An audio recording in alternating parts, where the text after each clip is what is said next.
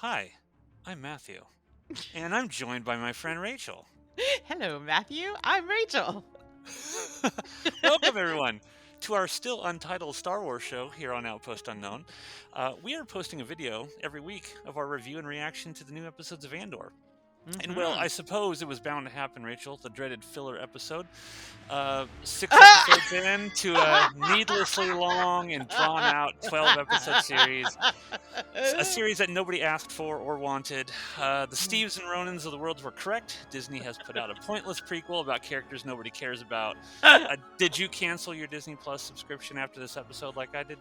I did, and I wrote a sternly worded letter directly to the president for wasting my time, my Yes. precious time. I'm closer to death, God and damn it, Bob I Chapek. wasted that time. God damn you, Bob Chapek. So, uh, disregard everything I said because this was amazing, and I don't even know how to Holy start. shit! Holy shit! Actually, I do know how. I wrote a note here.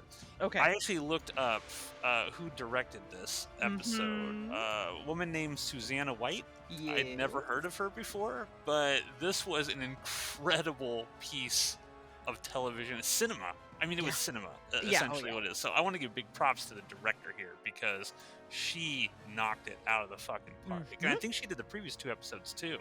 So I think she did the last three. So this whole sort of arc, Yeah. incredible.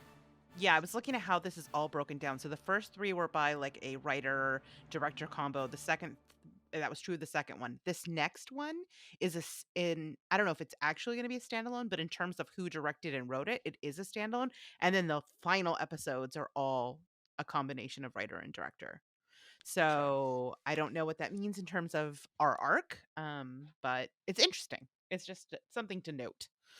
Yeah, and it's really cool. I've always wondered, being a director myself, I've always looked at television shows and, whether it's stuff like Game of Thrones or, I Hmm. mean, name a big popular television show, how they can bring all these different directors on and yet keep the same look and Yeah. feel to all of it. Like if you told me, that hey, I'm not going to tell you who any of the directors are, I would watch Andor, I would think it's like the same director did Hmm. everything all the way through. So I've always been just sort of amazed at how they're able to do stuff like that, where they can keep that consistent tone and visual look to everything.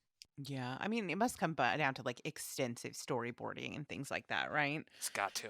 It's Yeah, got to. I But mean, let's dive into this. right. I'm going to turn it over to you. Walk us through the Eye. Sure. Correct. All right. Oh Episode my six, the God. Eye. The eye. Whew. It was a very eye-opening episode. All right. So we open up on the morning of the heist. Last time we spent a bunch of time and the day before in the tension of that. And it's been a sleepless night for Nimic. And he sits down with Andor, who apparently slept through the night. And they talk again. They have a very deep conversation about the rebellion. In this case, it's the role of the mercenaries in the rebellion, as well as just, his nerves. And they kind of have this really great, sweet scene to some degree. I think that Andor has all of these walls, and Nimic kind of consistently is able to sort of break through them with this level of sincerity. And it was just another example of the incredible writing of this show is that Yeah. we can have a heartfelt moment that is also really kind of talking about the nuts and bolts of a rebellion and the cost of the rebellion on a human level. I don't know. I just everything about this I always think you're impresses right, me. and I think one of the biggest props I could give to this show is that I have been conditioned to watching Star Wars where everything is surface level, right? Mhm. Black and Mhm. white, good versus Mhm. evil. It's just here's some lightsabers and cool explosions and stuff like that. When I finish, and this is with all of the Andor episodes, when I finish the episode, I feel like I immediately have to rewatch it because I've missed so much. Yeah, I Because know. my brain is just like not trained to like listen to dialogue like this in Star Wars. There wasn't even dialogue like this in the original trilogy that everyone loves so much. No. And so I feel, and anybody out there watching this might like, oh, you guys missed this thing. I'm like, I fully admit, I have to go back and watch this episode again because I Yeah. know there's shit I missed. Oh, absolutely. And I mean, I think they'll be what we're going to be able to do is at some point when we watch this again, is sort of trace the trajectory of whatever happens on Andor's journey to a lot of these sort of conversations. And then I think they do also a really good job of juxtaposing it. We have, like you said, it's like black and white, like it's the Empire evil, the Jedi good. Like that is kind of the surface level stuff that is archetypical and that we love, but the more we revisit that well, the less impactful it is. And so this is smartly going a different way. However, we have this kind of contrasting scene follow up with Commandant Bihaz, who is the guy that's sort of running the base. And we hear the way that he talks about the local people, the Oh yeah. Aldhani. Whew, I thought of you when I was listening to this whole conversation. I was like, oh, repulsive. But also, like, very telling in the way that they use the people's culture to manipulate them. I mean, you can draw direct parallels to American history in this yeah, moment, the way that these sort of colonizers are talking about the local people and yeah. really dehumanizing them in The this way. the colonialism is very strong in this episode, and they're Yes. really sort of pointing out. But there's an interesting thing. It's almost a throwaway line in this whole, because it's like you said, he's going on this big sort of basically monologue about how terrible he views these people. They're just going to build some giant imperial base on their sacred, they're going to carve presidents' faces into the sacred mountain, Yeah. and Yeah. they don't even give a shit, right? No. But there was in I think most people would sort of hear that and like, oh, okay, I understand that on just sort of big picture level. I understand what he's going through. But there's a line in here, and this is why the dialogue in the show is so fucking amazing. There's a line in there where he mentions that for many many years, like there used to be like 15,000 people Mhm. that would trek up to Mhm. this sacred site to watch this, the eye in the sky. We'll get to that later because that's fucking beautiful. um Yeah. and in that, over the years, just fewer and fewer and fewer people make this trek, and the Imperials are very proud of this fact. And he mentions this thing. He's like, well, you know what we do, we just kind of, in other words, he basically just says, we set up our little Starbucks on the way, and we set up our other little Mhm. things, all these modern conveniences on the way, and suddenly fewer and fewer and fewer people make the final trek. And I think that is actually the most sinister Oh, aspect yeah. of the empire. It's not like, hey, we Oh, can yeah. bomb you into submission. It is like, it's a joke that this 10-mile walk that they have to take, they set up these Starbucks and all these things, and surely the culture is completely dying off that way. And they know it and they love it. It feeds into Yep. the Imperials believing their own superiority over other races and peoples, because they can sort of say, like, look, your own people are choosing to become us. That sucks for you Mhm. guys, huh? And we know you're bitter about it, but guess what? You are going away, and they're all sort of, coming into our melting pot as Imperials. And that is the most sinister part of the Empire. That is Yeah. the evil of the Yeah. Empire right there. Yeah, I know you wanna see them just, like, slaughtering masses, but to me, this quiet, like, Machiavellian kind of evil is the most chilling because it's so easy to draw real world parallels to it. And they're just laughing about it too. I They're just know, it's like, "This is the repulsive. last time we're gonna have to deal with this stupid thing," you know?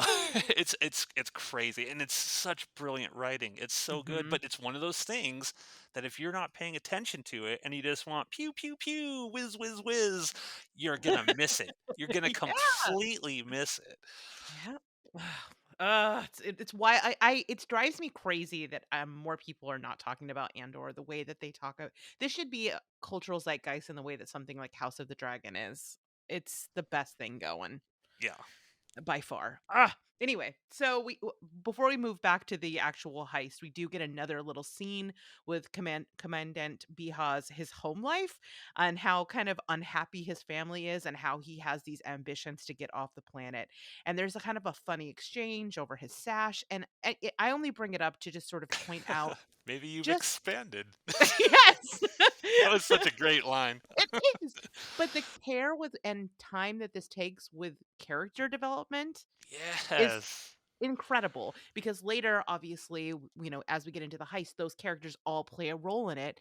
And they're not just, we had, like, even though it was just a minute with them, we've had a minute with them to make them people. So when that scene goes down, there's more impact to it. And it's Yeah. just. great. And there's It's that just moment great. with his kid when his Yeah. kid, like, you could just see the shame he has for his sick, his quote unquote sick kid who Mhm. doesn't have the imperial strength, right? It Yeah. reminds me of, like, those ancient, Roman emperors, and they'd have children over that just they don't quite measure up, right? And you're just Mhm. embarrassed and ashamed because you got to project strength, and he's sort of quote unquote stuck with this sickly child, and I'm sure, Mhm. like, just you don't even have to be told. You don't have to have a scene with him sitting around with a bunch of other Imperials and stuff like that. You just know based on the actor's performance, without saying a word, how embarrassed and ashamed he is of his kid just Mhm. amongst the other Imperials. I mean, it's just perfect writing. It's It perfect. really is.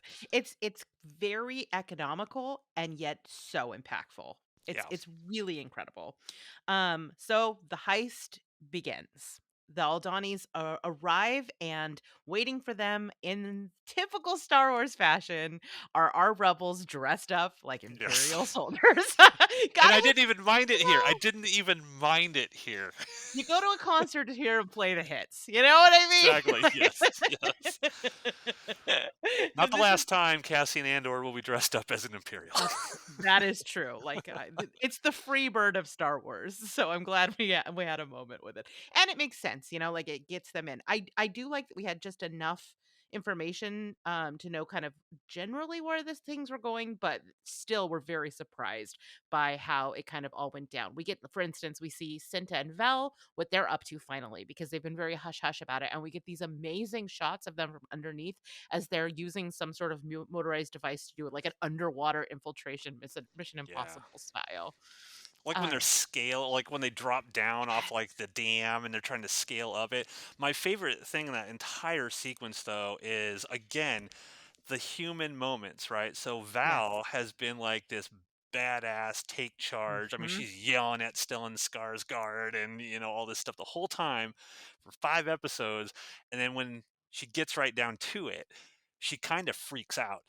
And everyone's like, "Are we doing this? Like, what's happening?" And she can't really pull the trigger. And to me, it was just like, oh, because she knows. She She's knows. scared. She's scared like the woman she loves is gonna die. If she does Hmm. this, she's gonna die. Her friends that she's going to like, all these people are gonna die, and it's like the weight of the decision bears down because Yes. it's just her decision and hers alone. And it's just like that is so great that they put that in there because it's like again, Hmm. character, Hmm. layers, people. And can we just take a moment because this is where things are really starting to kick off, just how incredibly tense this episode is. Oh From yeah, the moment this starts, like there is almost no relief of tension throughout it. And that is not a complaint. That is just they used every frame of this episode to its absolute best. Like every moment of it, you feel that tension ratcheting and maintaining. There's no break in it. It's so effective. Like I was torn between wanting to look at my phone just to break the tension and not being able to tear my eyes away from the screen because it was just so incredible. yeah. This was like the most tense thing that I have seen since like Uncut Gems, Right? which is a movie where I was like, oh my god, why can't can I go? Can I just leave for a Yes. bit because I'm so fucking tense as to what's happening here? And that was they kind of replicated that in Star Wars fashion. I don't know if we've ever had that really in Star Wars. No. Like tension, extended amount of tension stuff like this is new. It's brand Yeah. new. It feels new. It feels fresh. I mean, I'm trying to think about like in The Mandalorian, we had that heist where they go in and we see sort of like the Oh, cloned. Yeah. like when Bill Burr and stuff is talking to the Yes. Imperial about that. Yeah, that was cool. That was tense. Yes. Now you bring that up. Yeah, that's pretty cool. But that was, and it was very effective, and I take nothing away from it when he has to like take off his mask, all that stuff. But that was a scene. This is an entire hour of Yes. television where I Yeah. wanted to leave my skin behind. I wanted to unzip and leave.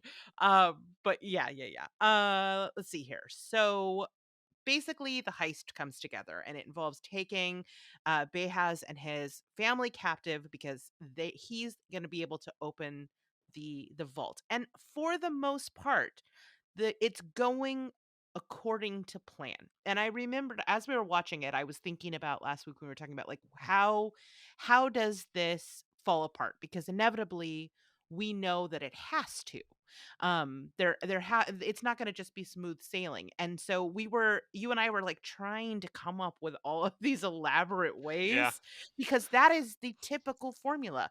But instead, it was a series of small breaks that just eventually added up. And Yeah. that's I was, so much thinking about better. that because as I was watching this, I was like, "Man, they're sure, like, just pulling this off perfectly." Like, Mhm. for minutes on end, it's like, "Okay, I could not figure out how this was gonna break." I was like, "What is going on here?" And then when it does, you're like, "Oh, man. Oh, Right. no." But it's not because anybody's stupid. It's Right. because like, which is our huge frustration with other things that we've watched in the Star Wars universe, but instead it's like because people are smart and because plans never are perfect. There's Yes. always little things that go wrong, and it's always just about getting in and out fast enough, and they don't quite do that, you Yeah. know? And I'll say it again, like, the greatest thing that this show has going for it is it does not insult the intelligence of its audience. No.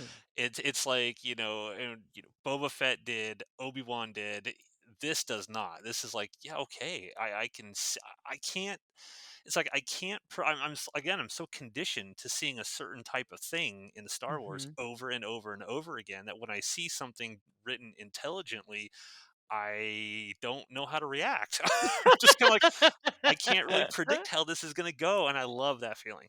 Yeah, I mean, we'll talk about this towards the end of the episode, but I don't think I ever see anything coming when I'm watching this. And Okay. I'm not always very good at guessing as we know, but I was quite shocked by quite a few turns Yeah. of plot, one in particular. Um so obviously things go awry and we end up with our shootout. And Wait, there's one again, thing I want to mention. oh yeah, I want please. to mention the Imperial Engineer. So there's a sequence when they take, forgive me, I forget the head guys. They take him Behas. hostage, and the Imperial Engineer, the guy who's like literally there to build on the sacred site, right? Mhm. Um, Right. and they have the head guy's like wife and kid, and the rebels, they have guns to him, right? Like the wife and kid are like bawling, like they are seriously like freaked out. She's even trying to tell him like just do whatever they want, like I know Yeah. you're an imperial, and I know you're probably scared of what'll happen to you, but please don't throw us under the bus for your wife and kid, sort of thing.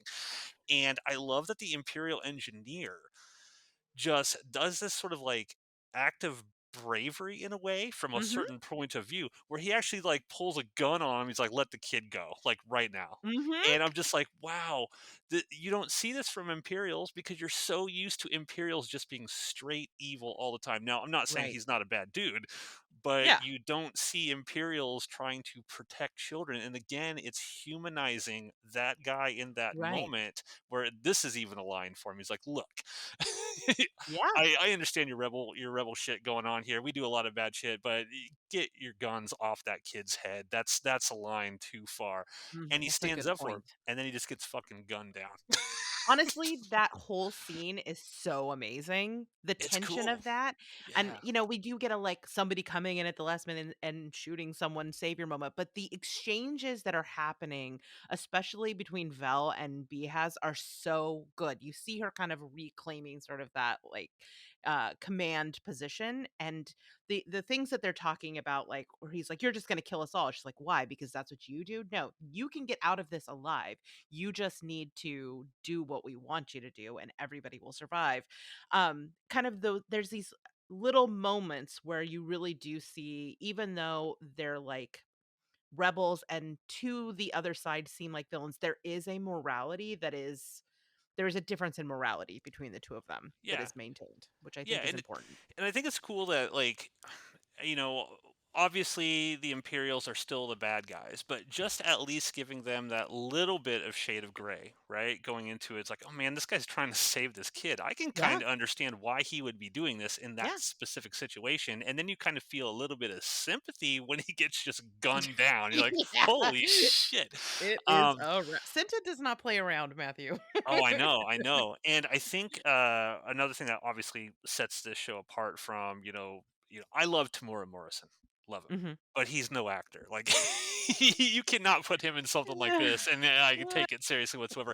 The level of acting in this, Yeah. even just from like quote unquote no name people. I mean, obviously Mhm. Stellan Skarsgård's great, and you know, Diego Luna's great, but just like random Imperial number three, just the Yeah, looks on their faces yeah. and the way, I mean, just like wow, they just knocked the casting out of the park all the way down the line. Yeah, they really did. I mean, even like the comms guy is pretty great in his sort of Yeah. like moments where he's like, "Hey, is this like not working?" It's like the conversations we have at the office. Like, is Slack not working for you? Is it just me?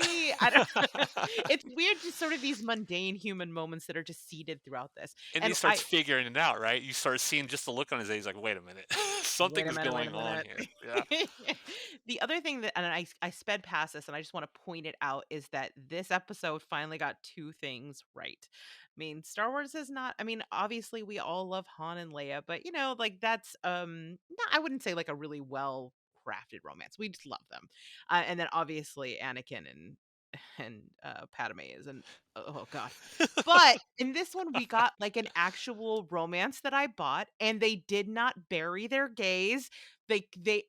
For every movie that has come out of Disney, whether it is Marvel or Star Wars, is promising every time, like, this is the one, this is the one where we're gonna get queer inclusion, and we really nailed it this time. And then it's just like two people hugging in the background of one scene.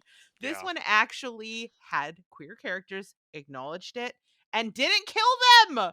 It's a yeah, miracle. So I gotta give them props. I gotta give them props for actually nailing it. yeah. Agreed.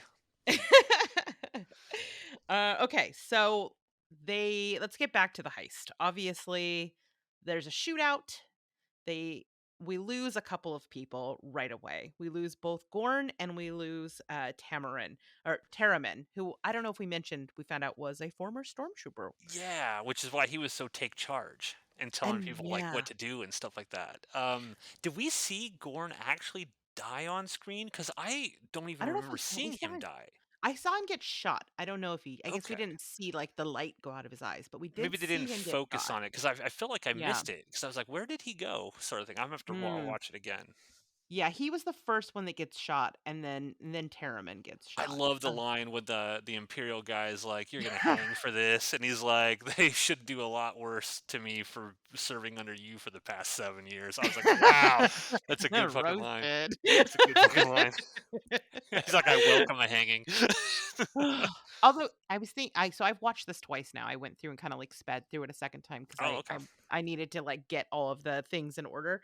And it was interesting rewatching the scene between, um, Andor and Skeen, where he tells him about him being a stormtrooper, because in the moment, it feels like a bonding moment where they've gotten over this hump of their friendship, but I now on the second time through, it feels like a test.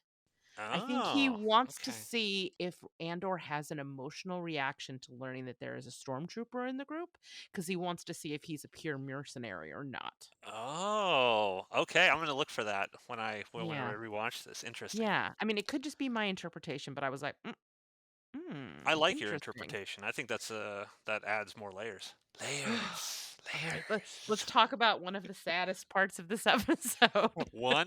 There's so many. Oh, so they managed to get this thing. There's a shootout. Nimic saves Andor, and I'm thinking like, but he will be protected because he must write his manifesto. Matt, you Yeah. gave me false hope. I'm sorry, I didn't realize he was finished with it already. Damn it!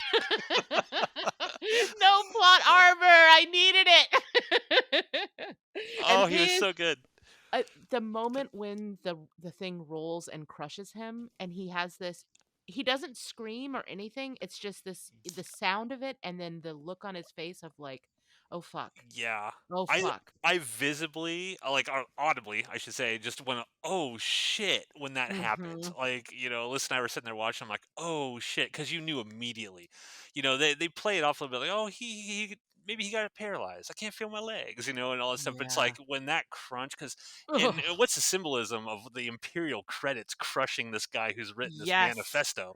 Yes. You know? Yes. I'm like, Yes. I'm like, no one's gonna get that. No one's gonna see that symbolism and talk about any of that. But it's like there's a Yeah. specific reason they left him alive to get crushed by them credits. Oh. And oh yeah, I was just like. No, and again, this is what we were waiting for, right? We were waiting for stakes. That's what you Yeah. said in Yeah. episode 1. I want stakes in this, and I want all these characters that I Yeah. grow to love over 5, 6 episodes. They're gonna start falling off. Yep. They can't survive 24 episodes, and it's gonna be a Mm-mm. gut punch, and Nemec Yep. dying is a gut punch. Yeah, and they here's the thing is this was the test, right? Like it's kind of a bummer about Gorn and Terriman, but like I didn't feel it. It was like, oh, I liked Gorn because he had some great lines, and but when it, Terriman, well, the interesting about Terriman is he dies so abruptly. yeah, And I was actually a little surprised by that. Not because he died, because I was like, okay, someone's gonna die, right? But the fact that like he gets shot and he's just straight up dead. There's no like, mhm, oh, he's laying there in agony. Do we got to save him? Like, we mhm, cover me while I go try to pull him, and then what a typical show would do, yeah, pull him back, and then he just has some dramatic, ending, mm-mm, like, oh, keep up the fight or something. No, he runs out as a former stormtrooper to protect his like group of yeah, people and gets fucking just boom, one shot and he drops. yep, And you're just yep, like, yep, holy yep, shit. Oh, yep.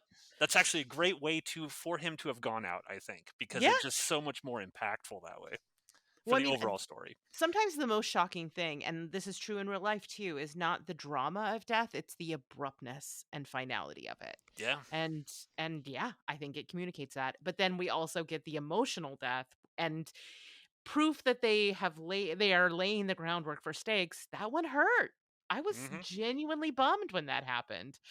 Yeah. He does get one more sort of hero moment where he guides them out using that piece of equipment that he's I don't totally understand. Some sort of navigational equipment Yeah. that he Oh, has. we should point out like what's actually happening Yeah, yeah, yeah. during Go this, for it. right? So there's like this huge, they call it, I forget what they call it, like the eye, it's some sort of like big celestial storm where it's Oh my like I don't god. know if it's like asteroids, or I can't remember exactly what they said it was, but it's basically these celestial objects that every 3 years fly through the atmosphere, burn up and explode into this beautiful, sort of almost like a celestial fireworks display kind of Yeah. thing, and Yeah. it looks insane. Like I was like, Mhm. wow, when the TIE fighters are flying in through there, Oh, I'm like, this yeah. looks so fucking good. Like just the special effects are on a different level. I mean, this looks like Mhm. a cinematic special Mhm. effects house made these. It was so cool.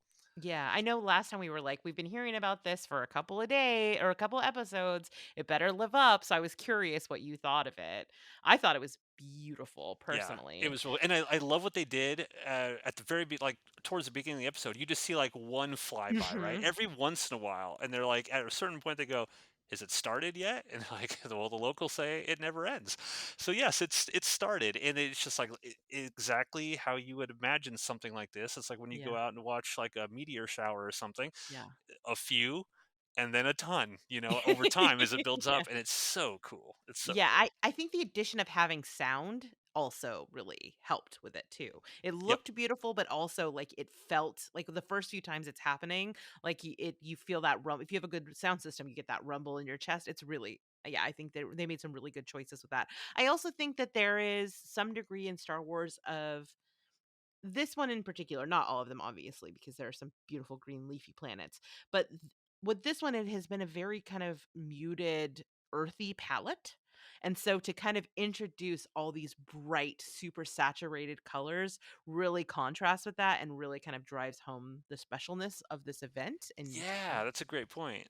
Yeah, mhm, and I love like just the locals and even the Imperials that are there, because they've set up in the previous episodes where the Imperials are like, can we get off work early so we can go down there and watch this, because mhm, it's this huge thing, and it makes it even more sad on a completely different level yeah, that the Empire has basically, caused an entire group of people to not have yeah, any interest in looking at this amazing celestial thing. And it's just a few people. It's like 60 people out there now when it was thousands before.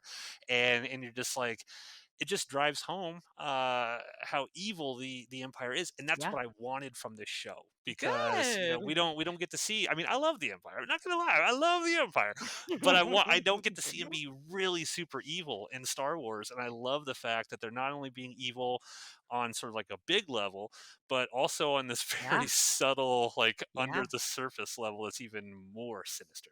Yeah, I feel like this is a better depiction of the complexity of evil and like than I have seen throughout Star Wars history. Period. Point blank. Yeah, I'd have to agree with that. I wonder what George Lucas thinks of this show.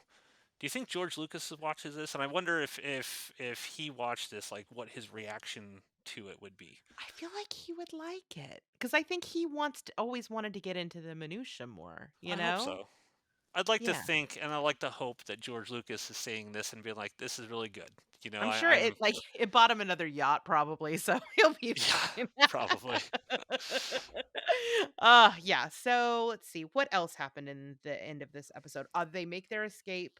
Oh god, I didn't notice this, I saw this online, but I figure we should talk about it, which are, obviously some of Nemec's last words and the parallels to Rogue One. Did you see any of this? Huh? Okay, so the last thing that we really see him telling, Andor is to climb. He tells him to climb through, he's giving him Yeah. directions, and that's the last thing that KTSO says to him before he dies in Rogue One. Oh, geez, I didn't even think of that. There's a lot of people having a lot of feelings on Twitter tonight. Oh, wow, wow. Yeah, I didn't even think of that. See, wow, there's just so much to this show. So I much know. to this show. Yep. Interesting. Yep, Okay. yep. Okay, so we have kind of this interesting character moment because it turns very quickly where they're debating whether or not to take Nemec to a doctor. And Skeen is very, very determined to do it. And interestingly, proving sort of that Andor has a heart, but also that Nimit got through to it. He agrees to risk the mission in order to get him that medical care. And Well, it wait a minute. convinces me. Val doesn't want to do it. No, she doesn't, I because thought she that sees was the he's most dying. I thought that was the most interesting thing because I Mhm. thought when this scene was playing out, I thought she was just going to pull out a blaster and fucking shoot him and be like, "We're done." Well, like we can't. He's dying. We gotta go. And I was genuinely concerned. I was like, "Don't do this. Like, don't have her just kill him and Right. move on." But she does not want to do it because the mission is the most important thing, and She's a there's no saving it. pragmatist. Yeah, Yeah. yeah, yeah. I mean, these are subtle differences, but you're right. It didn't occur to me that she would pull one out, but I thought she was going to let him die, and I think she was going to because she could see the writing on the wall. What would you Um, have felt if she would have just blasted him right there? Like, what would your reaction have been? Would that have uh, made you not like the character, or would you have turned just as a viewer of this thing? Would you have been like, oh man, now I'm not on Val's side? I mean, I would be like, I need to unpack this. I don't know how I feel about this. I would feel incredibly conflicted, but I would be like, okay, what are we trying to say here with this? It would not be the move that I liked, and I would be it's Because interesting because our hero does something similar in like 5 minutes. Yeah, but think about what like from Val's perspective. Yeah. She just got over like she was about ready to like stop this whole thing, and Mhm. then they succeed and she's like the weight of the entire Yeah. rebellion is basically on my Yeah. shoulders right now. Are we Yeah. really going to stop at a moon to save a guy that's dying? So on one hand, again, great writing. I'm like, I could completely see myself in that situation, just pulling out a gun and ending that guy right then and there. Like, Right. sorry, I liked him, but hey, we got potentially millions of people's lives on the line if we don't knock the empire out here. So again, I love it. I just love the questions this brings up and how all these different characters have so many different motivations. Yeah, absolutely. I mean, and I think there is a big difference between letting someone die and actually killing them. I mean, I think you can justify it in that it's the merciful thing or that it would end the problem, but I don't know that that's Val, right? Like she doesn't want to kill people. She wants to end the empire. Yeah. But She was thinking about it though. I You think could you're tell. right. I She was think you're thinking right. about it. You're not wrong. So they land, he gets the medical treatment, and then there is one of the most surprising scenes. Now, it's interesting because you kind of called this. Like it wasn't exactly right, but Yeah, a you little were bit, like you're like I think we have a traitor in our midst. And you were not wrong, but but not also perfectly right. yeah, Yeah. yeah, yeah. Yeah, And I this love how they did this because it was not the expected thing. No. It was not expected at all. Because I felt going in was like, there's if you throw a traitor in the midst here, that I thought that was how like it was going to screw up the Yeah. mission. Like Yeah. I thought the traitor was going to reveal them because that's what every film does, right? Again, we're conditioned through tropes and things we've seen over Mhm. and over and over again. So I was like, well, if there's a traitor, that's what's going to cause them to kind of screw this thing up. And no, they succeed, and the traitor reveals himself afterward, After! and I I loved was it. I was like, is he testing him? Is he trying to see like, oh, maybe this has changed him? Like I thought maybe he was playing with him until the moment Andor shot him.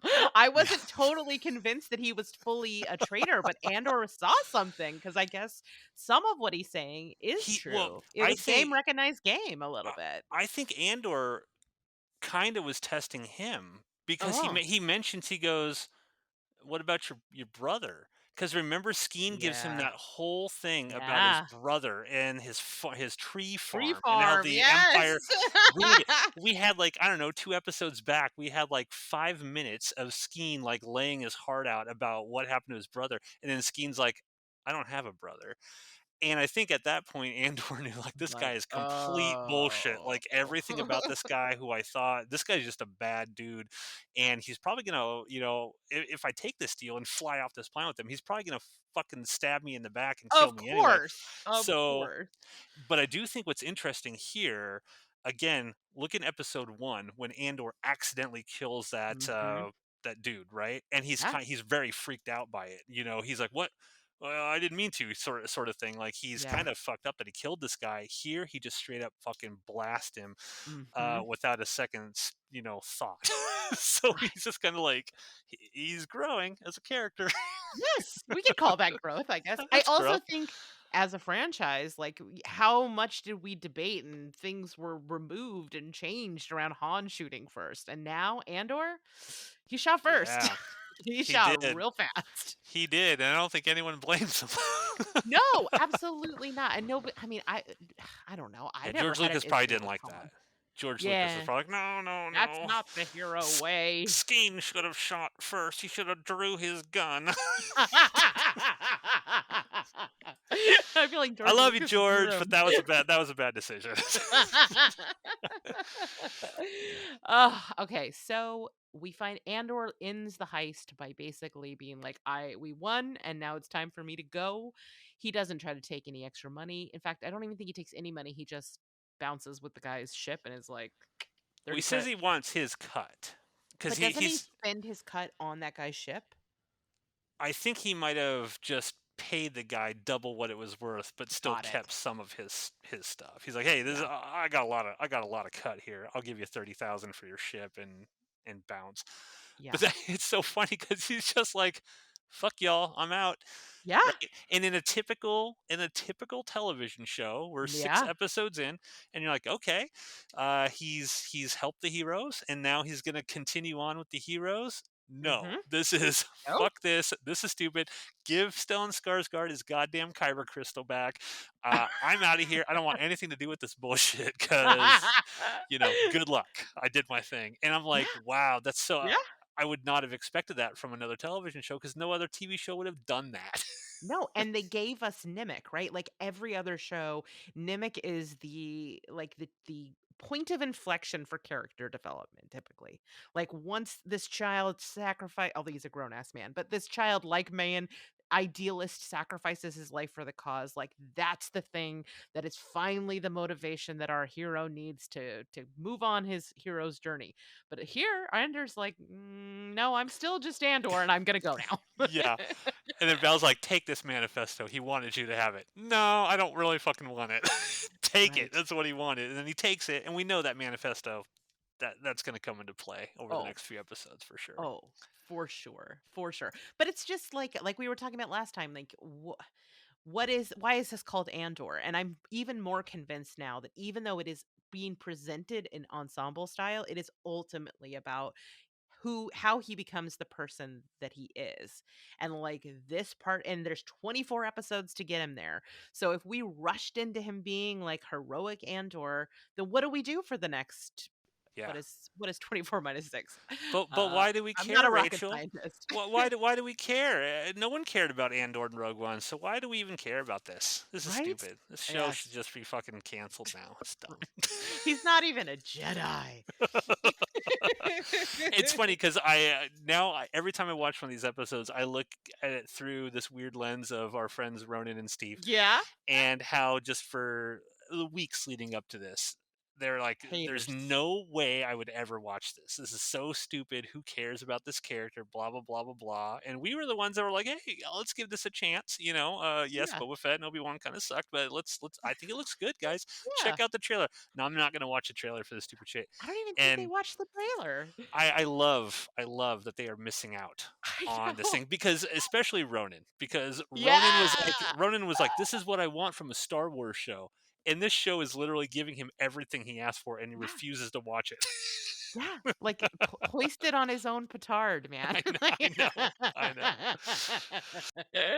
I feel like Steve might break. I think I could feel a waffle. Yeah, I Steve could is feel a starting. waffle. Every time we get into Discord, we're like, "Oh my fucking god!" He started to break today when he's like, Uh-huh. "Oh, you guys are kind of making me want to watch this." I don't think Ronan will break, because No, I think and Ronan is good. just, yeah, yeah, yeah. Like I said, we win either way, right? Yes, I If know. if they watch, we could say, "Ha ha, we told you you're gonna watch." If they don't watch, we could say, "Ha ha, you're missing out on something great." So we win either way. Yep, that's right. Team not bitter wins. Yay! Yay! All right, finally, we end up back on Coruscant, where we kind of catch up and see the subsequent reactions of three different groups. First up, we see your girlfriend, Deidre, Oh who yes, I got 3 episodes of my girl coming up, and I can't wait. oh, yeah, it's coming because guess who's taking the rebellion seriously now? Yes. I mean, she's the bad guy, but I love it when a girl is right. Yes, please, please, please, Tony Goodroy, do not turn her good. I do not I want her to go to the rebellion. Please don't do I that. don't think so. I I don't hope think not. so. I I really hope not. don't. The only thing that worries me is that we do still have I can't think of his name now, but sad lad. Sad lad Cyril? Was it Cyril, Cyril? yes. Yes, Yeah. Cyril sad lad like he's never going to turn good. Yeah. So He's that out for Andor. I mean, he's coming for ooh. Andor. Yeah, when this breaks, like I'm guessing, well, we'll see, we'll see. But okay, so we see her the what is it called? The Imperial ISB. Services Bureau, yeah. Yes, the ISB is now taking it seriously. We also see Mon Mothma We're at gonna stay past midnight. yes.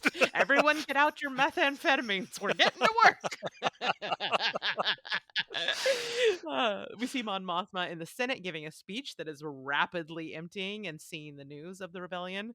But best of all, we go back to Luthen's Den of Antiquities, and we see him learn from a customer that it was successful, and he slips off to the back room to joyously giggle. And Yeah, I was thinking, it's like, would you really giggle that loud? It's like they're right outside, but I understand maybe what he they were going can't for. hold it back. I don't know. I mean, like, I don't know that we've seen happiness on this show yet, True. but he was so happy. So happy.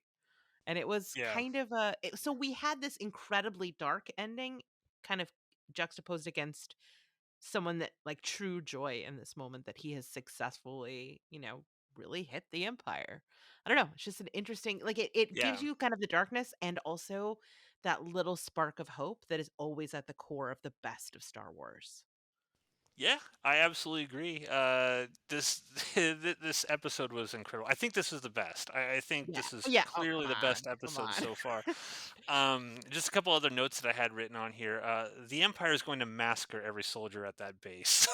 That kind of botched this whole Oh. fucking thing. They're all going to die. Like Oh. I mean, I want the next episode to just open with some Imperials coming down, just decimating the entire Right. all of the people that were down there, because that's what the Imperials would do. Yeah. Ancient Rome, Ooh. right? You fuck up, we're gonna take a tenth of of you and just boom, boom, boom, kill you all. Don't fuck up again, sort of thing. Yeah. Um, the costumes, the The costumes. This is costumes. like award-winning stuff here. This Mhm. is incredible. Like Mhm. every piece of clothing in this show, I just want to own and wear around in my day-to-day life. It's so good. And I It actually is. I actually saw it interesting because I was watching a couple YouTube videos before this just to see what other people were saying, and this girl was actually making a really interesting comment. She goes, "If you look at the costumes in Obi-Wan, she was like, it looks like someone just went into their local playhouse, opened the closet, and pulled out some stuff that is supposed to quote unquote look like Star Wars and put on." She's like, Mm, but you look at the costumes in this show, yeah. everything is lived in. Everything is like tailored Yeah. specifically, like the Yeah. Imperials, it's all tailored exactly to their specifications. Mhm. And they all look completely perfect and spotless. And the locals, like just the weird colors and stuff, because you know the garb that the locals were wearing, there's all kinds of interesting colors Yeah. interspersed in there, and it's Mhm. like, oh yeah, because they sort of, I don't know if they're worshiping this event that happens, but look how Right. colorful this event is. And it's like Right. they're taking these ideas and incorporating them into like the costumes to make it look Mm. even more what's the word I'm looking for? Like integrating it more with the world and this culture and Yeah. stuff like that. And I'm like, this is such attention to detail that we Yeah. didn't get in Obi-Wan and we didn't get it in Boba Fett. And I'm like, why? Why didn't they do something like this? But yeah, so the costumes are incredible. Yes. Uh, Agreed. this episode, A+ episode for me. Yeah. I don't. I mean, There's nothing wrong with it in my where opinion. it's perfect. Yeah, like I'm trying to think about what like where did it not give me what I wanted? Like it gave me the best heist in Star Wars history. It gave me stakes. It gave me character development. It gave me visually like that moment when they're like scrambling the TIE fighters and they're running down the Oh stairs. yeah, Like the TIE fighters. Just watching the TIE pilots get in there, I'm just like, oh my god, this is like orgasmic for me. It's like they're getting in there, they're flicking their switches and stuff, and yeah. you're just like, here come the TIE fighters. This is gonna be Yes. great. I mean, it was just and that was the part of the episode where it gave you that dose of the Star Wars stuff Yeah. that people know about, right? Oh, Yeah. the TIE fighter pilots are getting in. It's not like they're already in there. We actually see them get into the sit down in the seat, turn on all their instruments and do all that stuff. And like, we don't get to see this kind of stuff. And this is cool. Little things like Yeah. that are super, super cool. So where do you think this goes from here? Right. So we kind of halfway through the season now. We're sort of reset with Cassian. I assume he's going back to Ferrix. I don't know Yeah. where he's going, but he's got the Maybe. manifesto. Well, he Uh, does know of an empty moon. Maybe he's gonna that's go true. there. That's true. How do you see like the next episode? Like, are we time jumping here? Is this going to pick up pretty much Mm. immediately afterwards? How do you see this going? That's interesting. I didn't think about the time jump. I do think we're definitely pivoting, right? I think that we're going to move away from Andor a little bit, and I think we're going to spend some time on Coruscant. Is my gut. Like I feel like we're going to see more of Mon Mothma, more of Luthen, and more of what's happening with Deidre. Like that's where I think we're going right Yeah, now. Like we had our introduction, we had our heist, and now we're going to see how the Empire responds. yeah. The Empire has been publicly embarrassed. Yeah. Galaxy wide, everybody Yeah. has seen that the power of the Empire has been shaken. They have to come back, you know, Yeah. doubly hard. Whatever you want to say, they're Yeah. gonna fuck something up, Yeah. and I think the end of this season will end. I hope Deidre is the one that fucks everything up for him. I want the rebels to just, I want that rebel scum to just go away. I just want them to be Stop crushed at the it. end of this. I don't want Deidre to be the one. Oh my god. Bix is definitely coming back, right? Like we're Oh, gonna yeah. have like Andor's got to go back to Bix. I think we're gonna see Bix, I think we're gonna see Senta again. I don't we left her behind on the Yeah, she's still planet, on the planet, right? but Would yeah, I don't mm, how would they not know she was involved? Because she was the one holding the mom and the kid hostage. she So must it's have an escape plan because it didn't seem like they left her behind. It felt like by design. yeah, because Val says, "Tell me you're gonna be okay," and she's like, "I'm gonna be Mm. okay." You know what's gonna end up happening? She won't be okay at some point in time, No! but. That one is gonna kill me. Yeah, and ladies and gentlemen, we still don't know anything about Andor's sister that he's looking for Right. at the That's beginning of season one. yeah. So there's so many things. There's so many things, and guess what? We have 24 episodes, Steve and Are Ronan. 24 enough? To Are de- they enough? I don't know. Like, I don't want this thing to end. Like, Yeah. if this season sticks the landing, right? It's me knocking on wood. If it sticks to landing, and these next 6 episodes are just as good or better as these first 6 episodes, Yeah. I might have to just say this is better than Mandalorian, at least this season. I mean, I I think we feel like I can might have to agree be there. it is better. That I Definitely mean, I writing wise, like yes, dialogue and stuff I like think you that, can for sure. argue the other one is more like heart, like it'll touch your heart more. Yeah, It's more I'd agree with fun, that. it's more classic Star Wars, but I Yeah, don't like in the same way that Rogue One, even though it's not the most fun to watch, like Force Away, but Force Awakens is more fun to watch. It's a better movie. Just because there's yeah, different elements. I think okay, I know we need to wrap this up, but I just want to say one last thing, and it's that I think that this episode proves we can have it all. Like there's been this idea that you have to sacrifice the excitement, the action, the Star Warsiness in order to tell like a smaller, more human story. And what this episode did was it gave us both, and by having that smaller story it enhanced the stuff that people want from Star Wars. You benefit by having this other part of it, and that is a lot of what the other ones are missing because they're going straight for the Star Wars swashbuckly Jedi stuff, and yeah. it needs like Luke is a Jedi, but he's a human first. Like he doesn't come into it a Jedi master. There's all these human stories. Leia, obviously later we find out she's force sensitive, but they're really human, and and Han is very human, and so much of that gets lost later. I agree. And I think another interesting thing about what this show is proving is that not necessarily bad to have a prequel if you do it Uh, right. yeah, People just bitch about prequels, they ruin everything. This is an example, at least so yeah, far, of a prequel enhancing yeah. the overall like lore of Star Wars and the characters Mhm. in the original Star Wars Yeah. trilogy and things of that nature. So I think, I mean, I Knock think on there's a reason. wood. I think there's a reason why Kathleen Kennedy saw these scripts or was pitched this story by Tony Gilroy and was like, Yeah, yeah, we're going to just greenlight 24 episodes for you. They didn't yeah. do that for Boba Fett. Mm-mm. They could have easily done 24 episodes of Boba Fett, one of the most popular characters in Star Wars, or Right. tons more of Obi-Wan. And I think everyone was confused at first when they're like 24 episodes of Andor. Mhm. Why would it, like Steve, why would anyone want to watch that? That seems stupid. Well, clearly when he was in the room with Kathleen Kennedy, he's like, look, give me the money and I'm going to knock this out of the park. And people give tons of shit to Kathleen Kennedy. She's one of Mhm. the greatest movie producers in cinema history, Mhm. but no one gives her any credit for that. But if you're gonna knock her down for all these perceived slights, like the sequel trilogy and things of that nature, you got to give her props for the things that she's done well. Yeah. Mandalorian would not exist Right. without her greenlighting it. Right. This would not exist without her greenlighting it. So, everybody, has hits and misses.